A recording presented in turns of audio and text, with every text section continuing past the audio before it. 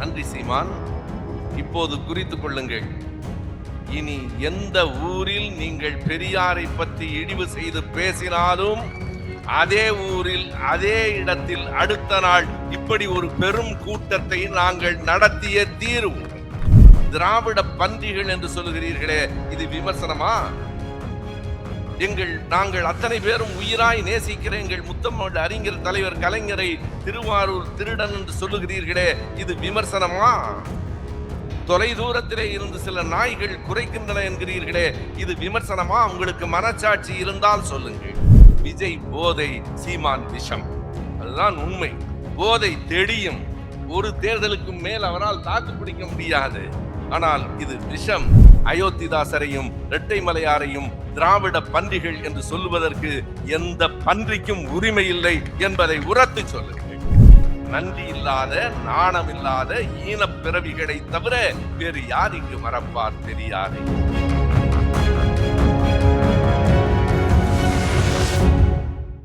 அருமை நண்பர் கரு பழனியப்பன் அவர்கள் சொன்னதை போல வேறு வழி இல்லை. நானும் சீமானுக்கு நன்றி சொல்லிவிட்டு என் உரையை தொடங்குகிறேன். உண்மையாக கூறுகிறேன், நேற்றைக்கு சீமான் அப்படி ஒரு கூட்டத்தை நடத்தி இருக்கவில்லை என்று சொன்னால், ஒரு அரங்கத்தில் தந்தை பெரியார் அவர்களின் நினைவு நாளை ஒரு 100 பேரை வைத்து நடத்தி இருப்போம். எங்களால் அவ்வளவுதான் முடியும். ஆனால் நேற்றைக்கு ஒரு பெரும் கூட்டத்தை கூட்டி பெரியாரை இழிவுபடுத்தி பேசியதற்கு பிறகு எப்படி பேசினார்? நான் ஏற்கனவே பெரியாரை முழங்கால் வரையில் புதைத்து விட்டேன். இதோ ஜனவரி 3ஆம் தேதி மயிலாடுதுறையில் மொத்தமாக அவரை புதைத்து விட்டுத்தான் போவேன் என்று சொன்னதற்கு பிறகு, நீ எங்கே பெரியாரை புதைத்தேன் என்று சொன்னாயோ அதே ஊரில் அதே இடத்தில் ஆயிரக்கணக்கானவர்கள் கூடி நின்று பெரியாரின் பிரம்மாண்ட உருவத்தை காட்டுகிற தேவை எங்களுக்கு வந்திருக்கிறது. நன்றி சீமான். இப்போது குறித்துக் கொள்ளுங்கள். இனி எந்த ஊரில் நீங்கள் பெரியாரை பற்றி இழிவு செய்து பேசினாலும் அதே ஊரில் அதே இடத்தில் அடுத்த நாள் இப்படி ஒரு பெரும் கூட்டத்தை நாங்கள் நடத்திய தீர்வோம். உங்களுக்காவது தேர்தலில் நின்று டெபாசிட் வாங்க வேண்டும் என்கிற கவலை இருக்கிறது. எங்களுக்கு எந்த வேலையும் இல்லை. திராவிட இயக்கத்தை பரப்புவதுதான் சாகிற வரைக்கும் எங்களின் வேலை. ஒன்று செய்யலாமா? பெரியாரை புதைத்து விட்டேன் என்று சொன்ன அந்த மனிதனின் செவிப்பறைகள் கிழிகிற மாதிரி 3 முறை பெரியார் வாழ்க என்று முழக்கமிடலாம். தந்தை பெரியார், தந்தை பெரியார், தந்தை பெரியார். நன்றி சீமான். தொடர்ந்து நீங்களும் பேசுங்கள், நாங்களும் பேசுகிறோம். பெரியாரின் புகழ் வானதிர பரவும். நண்பர்களே, பனி கொட்டுகிறது, காலம் கடந்து கொண்டிருக்கிறது. நண்பர்கள், நீங்கள் பேசும் நேரத்தை சுருக்கி விடாதீர்கள் என்று சொன்னார்கள். எப்போதும் பேசுகிற நேரத்தை விட நாம் பேசுகிற செய்தியை சுருக்கமாக பேச வேண்டும், உங்கள் நேரத்தையும் கருதி என்பதால் 2-3 செய்திகளை மட்டும் நான் சொல்கிறேன். யாரும் யாரையும் விமர்சனம் செய்யக்கூடாது என்று சொன்னால் நாம் ஜனநாயகவாதிகள் இல்லை. பெரியாரை, அறிஞர் அண்ணா அவர்களை, கலைஞரை, இன்றைக்கு இருக்கிற நம்முடைய தலைவரை, இளந்தலைவரை, யாரை வேண்டுமானாலும் யார் வேண்டுமானாலும் விமர்சனம் செய்யலாம். அந்த உரிமை எல்லோருக்கும் இருக்கிறது. எங்களுக்கு ஒன்றும் சகிப்புத்தன்மை இல்லாதவர்கள் இல்லை. எப்போதும் நான் தொலைக்காட்சியினுடைய விவாதங்களில் கூட கோபப்படுவதில்லை. இப்போது எனக்குள் வருகிற கோபத்திற்கு என்ன காரணம் என்று சொன்னால், உங்கள் விமர்சனத்தை கண்டு அச்சப்பட்டோ ஆரவாரம் கொண்டோ நாங்கள் கோபப்படவில்லை. உங்கள் விமர்சனம் அநாகரிகமாக இருக்கிறது. தந்தை பெரியாரை விமர்சனம் செய்யுங்கள். எப்படி? நேற்றைக்கு இந்த மேடையில் இதே இடத்தில் அவர் பேசிய சில சொற்களை வேறு வழியின்றி நான் திரும்ப சொல்லுகிறேன். திராவிட பன்றிகள் என்று சொல்லுகிறீர்களே, இது விமர்சனமா? நாங்கள் அத்தனை பேரும் உயிராய் நேசிக்கிற எங்கள் முத்தமிழ் அறிஞர் தலைவர் கலைஞரை திருவாரூர் திருடன் என்று சொல்லுகிறீர்களே, இது விமர்சனமா? தொலை தூரத்திலே இருந்து சில நாய்கள் குறைக்கின்றன என்கிறீர்களே, இது விமர்சனமா? உங்களுக்கு மனச்சாட்சி இருந்தால் சொல்லுங்கள். கைதட்டுகிற தங்கை தம்பிகளே, இது விமர்சனமா என்று சொல்லுங்கள். நான் ராஜாஜியிடமிருந்து கருத்து வேறுபட்டிருக்கிறேன். இன்றைக்கு வரைக்கும், இந்த மேடை வரைக்கும் ஒரு நாள் கூட, ஒரு சொல் கூட ராஜாஜி அவர்களை கண்ணிய குறைவாக நாங்கள் பேசியதில்லை என்பதுதான் கருப்பு சட்டைக்கு வந்திருக்கிற ஒரே ஒரு மரியாதை. பேசியதும் இல்லை, பேசவும் மாட்டோம். நீங்கள் பெரியாரை அப்படி பேசுகிறீர்களே, நான் கேட்கிறேன், பெரியாரை பேசுவதற்கு ஒரு தகுதி வேண்டாமா? எதற்காக கேட்கிறேன் தெரியுமா? அடுத்து நான் அதிபராகிவிட்டால் என்று அலைந்து கொண்டிருக்கிறீர்களே, முதலமைச்சர் பதவி தேடி வந்தபோது வேண்டாம் என்று சொன்னவனடா எங்கள் கிழவன். முதலமைச்சர் பதவியை வேண்டாம் என்று சொன்ன மாமனிதன். இப்போதும் இன்றைக்கும் நீங்கள் உங்கள் கட்சிக்காரர்களிடம் கூட எப்படி நடந்து கொள்கிறீர்கள்? ஐயா பெரியார் எப்படி நடந்து கொண்டார்? இன்றைக்கும் சொல்லுகிறேன், அவரை குறை பேசுகிறீர்களே, தன் சொத்தை இழந்து அவருக்கு இந்த சொத்து எவ்வளவு, எத்தனை பதவிகள், அவர் நினைத்திருந்தால், உங்களை போல நினைத்திருந்தால் எவ்வளவு சொத்து சேர்த்திருக்க முடியும்? உங்களுக்கும் சீமானவர்களே எங்களுக்கும் என்ன வேறுபாடு என்றால், இந்த அரசியல் என்பது எங்கள் உணர்வு, எங்கள் வாழ்க்கை, எங்கள் மூச்சு. உங்களுக்கு அரசியல் என்பது வெறும் பிழைப்பு, வெறும் தொழில். காசு தவிர உங்களுக்கு வேறு நோக்கம் உண்டா? ஐயா பெரியார் அவர்கள் தன்னுடைய 90வது வயதில் அவருடைய பிறந்த நாள் அன்று பேசுகிற போது எல்லோரும் பெரியாரை பார்த்து ஐயா ஓய்வெடுத்துக் கொள்ளுங்கள் என்று சொல்லுகிறார்கள். பெரியார் சொன்ன விடை என்ன தெரியுமா? பெரியார் கோவப்படுகிறார். எதற்கும் கோவப்படாத எங்கள் ஐயா பெரியார் கோவப்படுகிறார்.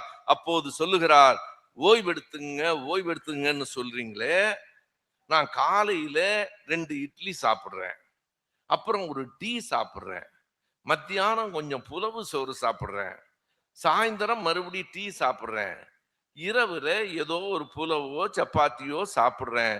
இவ்வளவும் மக்கள் பணத்தில் சாப்பிட்டு விட்டு வேலை செய்யாமல் இரு என்கிறீர்களே, நியாயம்தானா என்று கேட்ட மனிதனை பற்றி விமர்சனம் செய்வதற்கு ஒரு அருகதை வேண்டாம்? நான் பொய் சொல்லவில்லை நண்பர்களே. அவரோடு பயணித்த 14 ஆண்டுகள் பயணித்த மாவட்ட செயலாளராக இருந்த ஒருவர் என்னை நேற்று பார்த்தார். நான் பெயர் சொல்லாமல் சொல்வதற்கு ஒரு காரணம் உண்டு. அவர் ஒரு முடிவெடுத்திருக்கிறேன், நான் என் வாழ்க்கையை தொலைத்து விட்டேன், 14 ஆண்டு பயணத்துக்கு பிறகு முடிவுக்கு வந்து விட்டேன். வருகிற பொங்கல் நாளில் அவர் ஒரு குறிப்பிட்ட அமைச்சர் பெயரை சொன்னார். இந்த மேடைக்கு வாருங்களேன் என்றேன். இல்லை, 14ஆம் தேதி நான் 200 பேரோடு நாம் தமிழர் கட்சியை விட்டு வெளியே வருகிறேன் என்று சொன்னார். நான் நிதானமாக எதனால் என்று கேட்டேன். அவர் சொன்ன ஒரு சின்ன செய்தி, அவர் வந்து போகிற போது எங்களால் செலவு செய்து மாளவில்லை. ஒரு நாளும் நண்பர்களே, அவர் குறிப்பிடுகிறார், இன்றைக்கு இந்த கூட்டம் முடிந்தது, இந்த கூட்டம் முடிந்ததற்கு பிறகு இரவு உணவு எல்லோருக்கும் உண்டு என்று சொன்னால், யாராவது எனக்கு உணவு எடுத்துக்கொண்டு வருகிறேன் என்றால் கூட நான் ஏற்பதில்லை. நம் தோழர்களோடு, இந்த பிள்ளைகளோடு வரிசையில் நின்றுதான் உணவு உண்ண வேண்டும் என்று நான் சொல்வேன். ஆனால் அவர் சொன்னார், எந்த ஒரு கூட்டமும் முடிந்து போகிற போது சாப்பிட்டு போகலாமா என்று கேட்டால் கோபப்படுவார். என்னடா சாப்பிட்டு போலாமா, இங்கே நான் சாப்பிட முடியுமாடா? வண்டியில் எல்லோரையும் வாடா போடா என்று பேசுவதுதான் அவருக்கு பழக்கம். கொண்டு போய் வண்டியில கொண்டு போய் வையி கூப்பிட்டு சொல்லுவாராம். வண்டியில கொண்டு போய் வையுங்கிறது வெறும் சாப்பாடு மட்டுமில்லை, சேர்த்து வை.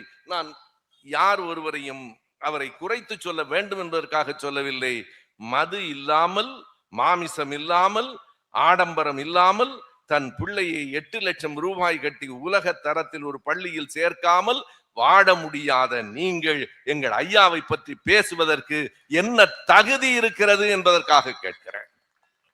போய் சொல்லுங்கள். அறிவாளிக்கு அடையாளம் சத்தம் போட்டு பேசுவது இல்லை, ஓங்கி ஓங்கி சத்தம் போட்டு பேசுவதுதான் அறிவாளியா? பேசுகிற போது செய்தியை சரியாக சொல்லுகிறீர்களா? நேற்றைக்கு இந்த மேடையில் அவர் பேசிய பேச்சை 1 மணி நேரம் 42 நிமிடங்களும் நான் கேட்டு முடித்தேன். அவர் பேசுகிறார், மங்கையராக பிறப்பதற்கே மாதவம் செய்திட வேண்டுமம்மா என்று பாடிய நாமக்கல் கவிஞர் எங்கள் ஐயோ, அது பாடியது கவிமணி தேசிய விநாயகம் பிள்ளை, நாமக்கல் கவிஞர் இல்லை. யார் பாடினார் என்று கூட உனக்கு தெரியாது. மங்கையராக பிறப்பதற்கே மாதவம் செய்திட வேண்டுமம்மா என்று பாடிய நாமக்கல் கவிஞர் எனக்கு பெரியார் என்று நீங்கள் சொல்லுகிறீர்கள். எல்லோரும் பெரியார்.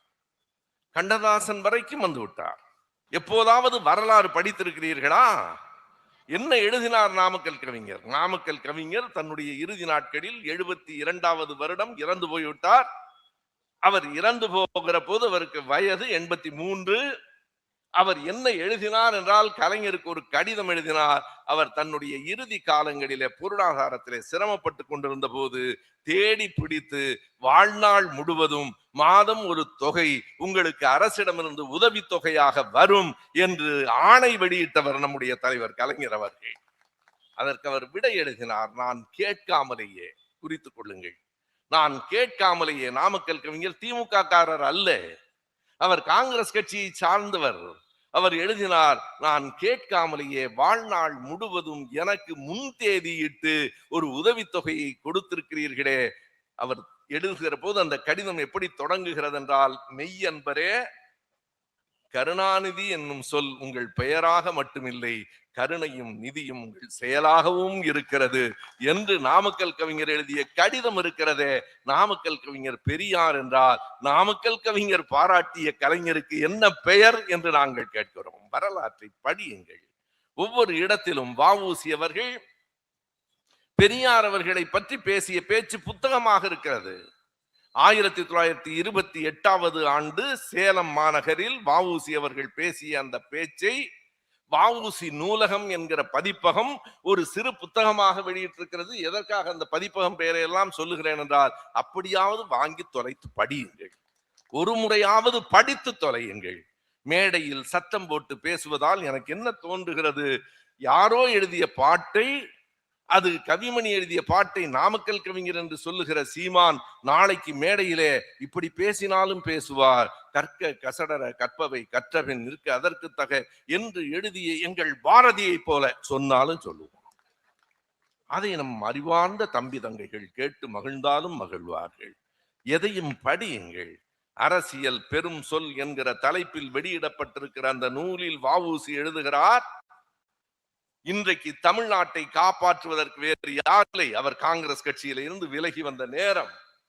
இனிமேல் இந்த நாட்டை நாயக்கர், நாயுடு, முதலியார் மூவரும் தான் காப்பாற்ற முடியும். அவர் எழுதுகிறார், நாயக்கர் அன்றைக்கு இருந்த அந்த வழக்கில் சாதி பெயரை சொல்லி எழுதுகிறார். நாயக்கர் என்பது பெரியார், நாயுடு என்பது வரதராஜலு நாயுடு, முதலியார் என்பது திருவிகா. எனவே இவர்கள்தான் இந்த நாட்டை இனி காப்பாற்ற வேண்டும் என்று எழுதிவிட்டு அடுத்ததாக அவர் சொல்லுகிறார், சுயமரியாதை இயக்கத்தை போல ஒரு இயக்கத்தையும் இந்த நாட்டுக்கே தன்னை அர்ப்பணித்துக் கொண்ட பெரியாரை போல ஒரு தலைவரையும் நான் பார்த்ததில்லை என்று வ.உ.சி. எழுதுகிறார். நான் சொன்னேன், இன்றைக்கு பெரியாரை போட்டு புதைத்து விட்டு போய்விட்டேன் என்று ஒரு மனிதன் சொல்லிவிட்டு போனதற்கு பிறகு இவ்வளவு திரளாக, இவ்வளவு எழுச்சியாக ஒரு கூட்டம் நடக்கிறதே. திராவிடர் கழகத்தின் கொடி இனிமேல் தமிழ்நாட்டில் ஒரு இடத்திலும் பறக்காமல் நான் பார்த்துக் கொள்வேன் என்று சொல்லுகிறாய். ஒவ்வொரு நாளும் பட்டொழி வீசி பறக்கிறதே. இதை பார்த்தால் அந்த மனிதன் உணர்ச்சி வசப்பட்டு ஏதேனும் தற்கொலை செய்து கொண்டு விட போகிறான் என்று என் நண்பர் குமரன்தாஸ் சொன்னார். அப்படியெல்லாம் உங்கள் நண்பருக்காக கவலைப்படாதீர்கள், அதுவெல்லாம் மானம் உள்ளவன் மட்டுமே செய்கிற செயல் என்று சொன்னார். அதுதானே உண்மை. மானமுள்ளவன் செய்கிற செயல் அல்லவா அது?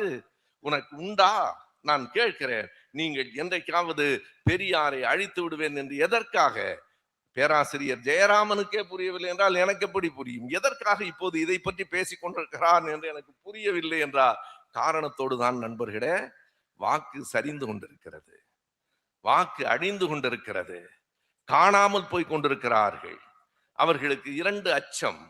ஒன்று, நேற்றைக்கு அவ்வளவு கடுமையாக பேசியதற்கு ஒரு முதன்மையான காரணம், நம்முடைய மாண்புமிகு முதலமைச்சர் அவர்கள் பழைய ஓய்வூதிய திட்டத்தை அறிவித்த பிறகு ஒவ்வொரு தொகுதிக்கும் 10,000 வாக்குகள் கூடியிருக்கின்றன.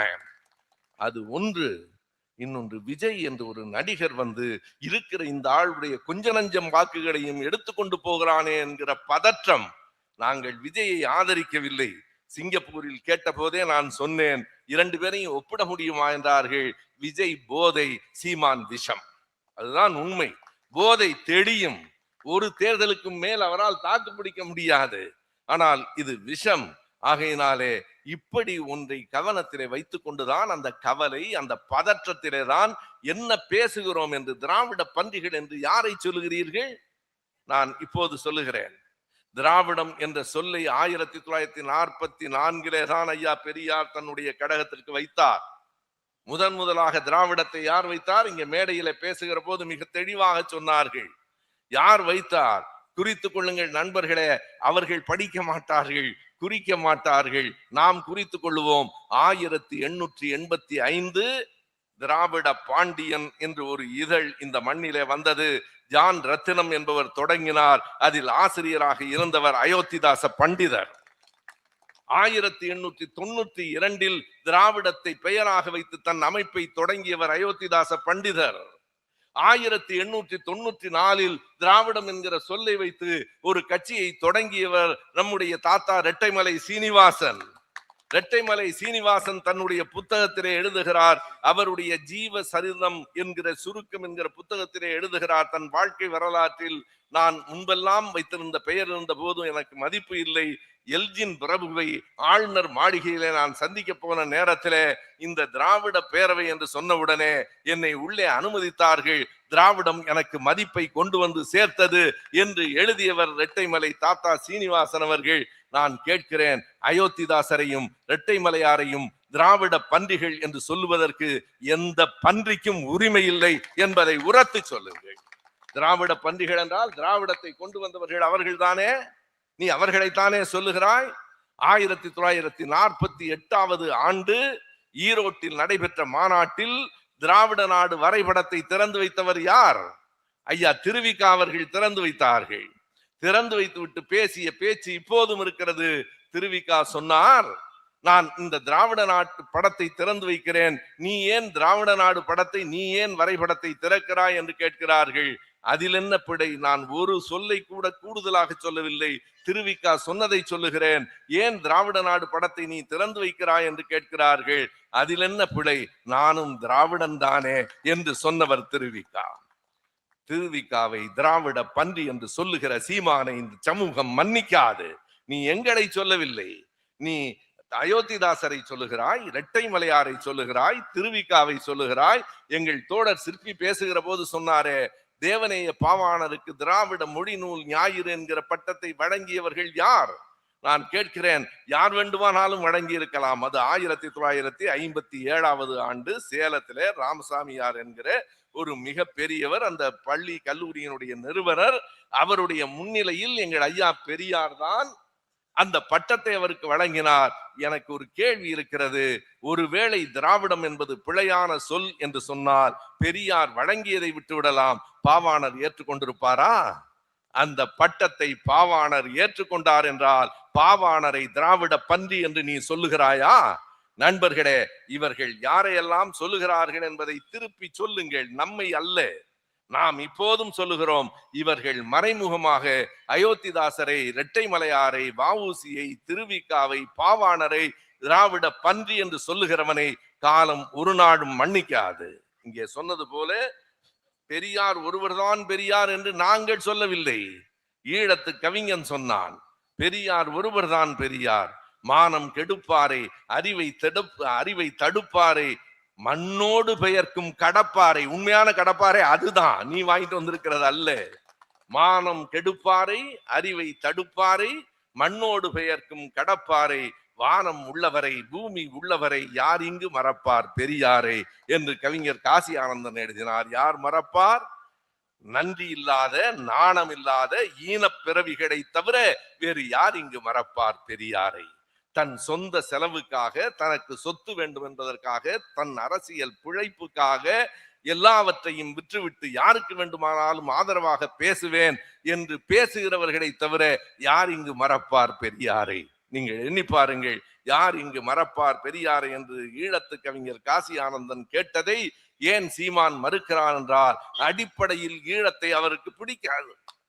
ஈழத்தின் மீது அந்த ஆளுக்கு, உண்மையாக சொல்லுகிறேன், பிரபாகரனையும் ஈழத்தையும் இழிவுபடுத்துகிற மனிதன் இன்றைக்கும் அந்த ஆள்தான். நீங்கள் போர்க்களத்திலே நின்ற ஒரு தேசிய தலைவன், ஒரு மேதகு பிரபாகரன் என்று சொல்லுகிறோமே, நீ என்ன செய்தாய்? அவரை பற்றி என்ன சொன்னாய்? இவர் உணவு உண்ணுகிற போது பின்னால் இருந்து யாரோ குறிப்பிடுத்தார்களாம், இவர் குழம்பு சாப்பிடுகிறாரா, பொரியல் சாப்பிடுகிறாரா, எதற்கு இதையெல்லாம் எழுதுகிறீர்கள் என்று கேட்டபோது தலைவர் குறித்து கொண்டு வந்தார் என்று தலைவரை இத்தனை இழிவாக வேறு சிங்களன் கூட சொன்னதில்லை. நீதான் தலைவரை இழிவுபடுத்துகிறாய். இன்னொன்றையும் இந்த இடத்திலே சொல்லுகிறேன் நண்பர்களே. கவிஞர் இன்குலாப் உங்களில் எல்லோருக்கும் தெரிந்திருக்கும். இன்குலாபும் ஈழத்துக்கு போயிருந்தார். எல்லோரும் அவரோடு தலைவரோடு படம் எடுத்தார்கள். இன்குலாவை அழைத்து நாம் 2 பேரும் தனியாக படம் எடுத்துக் கொள்ளலாமா என்று கேட்டவர் தலைவர் பிரபாகரன் என்பது வரலாறு. ஈழத்து சோதரர்களை கேளுங்கள். அவர் சொன்னாராம், படம் எடுத்ததற்கு பிறகு இந்த படத்துக்கு கீழே துப்பாக்கியும் பேனாவும் என்று எழுதுங்கள் என்று சொன்னார். இன்று வரையில் இன்குலாப் வெளியில் சொன்னதில்லை. ஒரு படத்தை எடுத்துவிட்டு அதை ஊர் ஊராக போட்டு ஒரு பிழைப்பு நடத்துகிற ஒரு மானமற்ற ஒரு பிறப்பு எங்கள் பெரியாரை விமர்சனம் செய்வதற்கு எந்த தகுதியும் உடையவன் இல்லை என்பதை மேடையில் சொல்லுகிறோம். மறுபடியும் சொல்லுகிறேன், எங்கெல்லாம் பெரியாரை இழித்து நீ பேசுகிறாயோ அங்கெல்லாம் மறுபடியும் மறுபடியும் பெரியாரின் குரல் ஒலிக்கும். உண்மையை சொன்னால் பெரியாருக்கு மறைமுகமாக நீ தொண்டு செய்து கொண்டிருக்கிறாய். நன்றி, வணக்கம்.